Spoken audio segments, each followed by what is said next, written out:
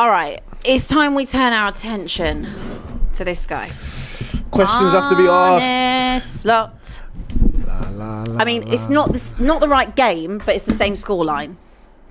So we've kept that. Yeah. There is a lot of conversation that's starting, and I just came from Talksport with Sam, who is also a Liverpool fan, and I asked him this question, and he got quite heated, and I'm sure it's going to be the same over here.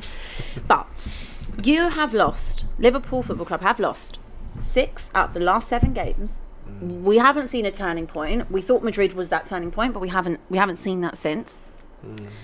Arne Slot won the league in his first season. We cannot take anything away from that. No. However, Liverpool Football Club cannot go on this way.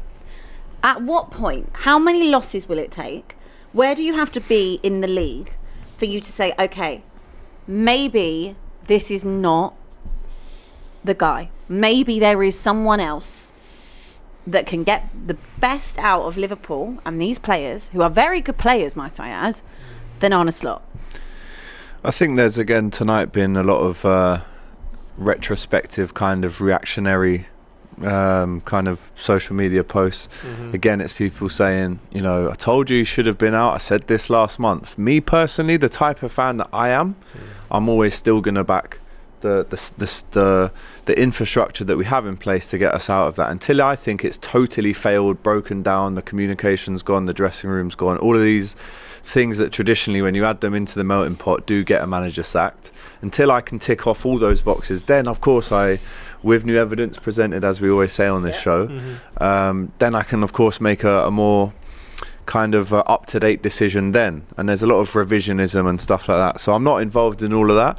My thing is, as a fan, I mean, your question was how long has he got? I'm looking at the fixtures now. How many losses? Because we're looking at 6 out of 7. So how many losses would it take for you to start changing your opinion? Yeah, it's a very valid question. To answer it. Yeah, you're just being around the bush, dilly dallying. No, let me get into it. So Liverpool PSV on Wednesday night. It's a Champions League game. Look, if you win that, you go a step closer to automatic qualification. It would prove to be, how many times have I said this, some kind of morale booster. And then West Ham away next Sunday, who again off the back of 2 wins, a draw today, they should have put that game to bed. Mate, if you lose to West Ham, if you lose to West Ham, that's very bad. You know, Wednesday night, Sunderland at home, who are going to be no slouches. I mean, they'll be looking at what Forest did today and thinking, let's just do that. Let's go and employ that again. Leeds away. No matter how poor Leeds are, that's always a tough away game, 5:30 on a Saturday. These are all very on paper winnable fixtures. Inter, exactly. This was the start of the manageable run. And then you've got Inter away in the Champions League again. Get a result there, get you a bit closer. Brighton at home, Tottenham away, Wolves at home.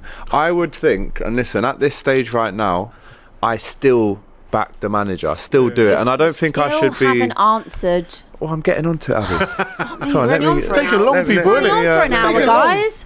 God. So my opinion is I'm still backing the infrastructure that we have there. Your question was, when would it change? Let's say by Christmas. Let's say until the new year, I think is the time frame, and you're looking at 8 games there. It's enough time to try and do something. Losses. So it's got to be, I don't know, 4 out of the next 8. I think you're asking the right question. I am asking the right question. Yeah, and also, this is not me saying I think Arne Slot should be sacked. I'm impartial here. I'm here to wind you up. Yeah. That's the face. Listen, I'm just doing my job, just here to wind you up, here to get a giant nibble and here to get a good clip. So let's be real. I don't care if Arne Slot is there or not, but I'm just saying, if this was me and I was asked many a times over the last few seasons, how many more times are you going to lose before you get off the motorway for Ange? How many more times? And I said to you, I'll wait till all the players are back. And then I said, lads, I'm off. You know, I think I was 15 losses in last season, and we went to 22. So, you know, I stayed for quite a while. But it's a normal question to ask, especially when you've won the league last season, and that was a team that was really barely changed. There was a few tactical elements that were changed, but overall, that squad hadn't had any improvements to it apart from Chiesa, who barely featured anyway. So this is the first time, which I can appreciate. There are so many outside factors in the sense that you've spent a lot of money and bought in lots of different players. There's a balance to be worked out there. You've lost someone. I know that Liverpool fans don't like to talk about it, but Trent, what he has clearly, chance for City. Clearly, corner. what Trent had been offering to someone like Mohamed Salah, as well as just in general to the team and the way that you attack, the way you build up, it's a huge loss, despite the fact that none of you will want to admit that because of your grievances with him. I think when you're having a look at someone like Van Dijk and Konate, they are nowhere near it at the moment. You don't have the depth to come and replace that because you didn't do well enough in the window in terms of centre-back options and really looking at that. Yeah.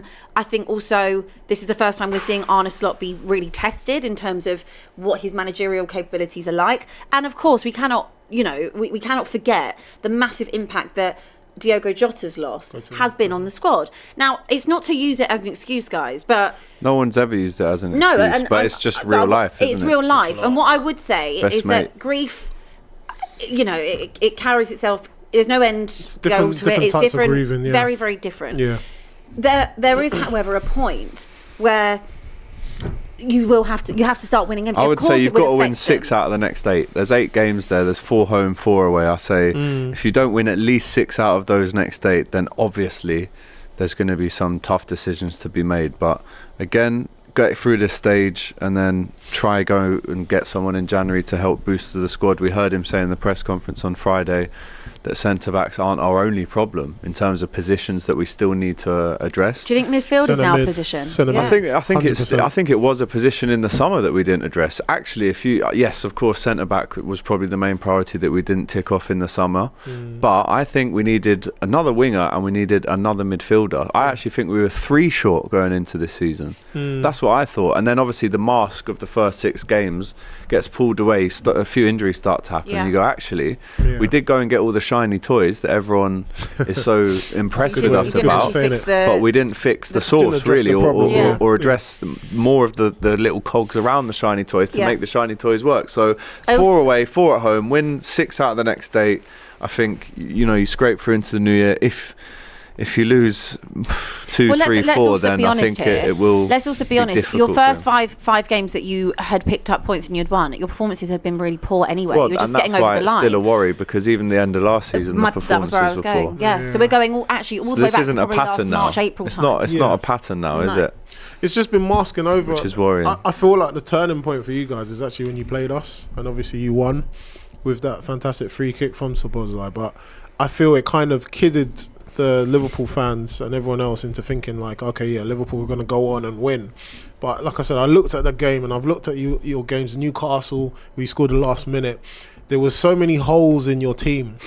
Hey guys, this is Elijah here. Now, I know this may sound crazy, but this is my hot take this season. Florian Wirtz and Alexander Isak will be the biggest flop ever in the Premier League history. And also, Liverpool will not be in Europe this season. That is my hot take for me. Both Florian Wirtz and Alexander Isak will be the biggest flop in Premier League history.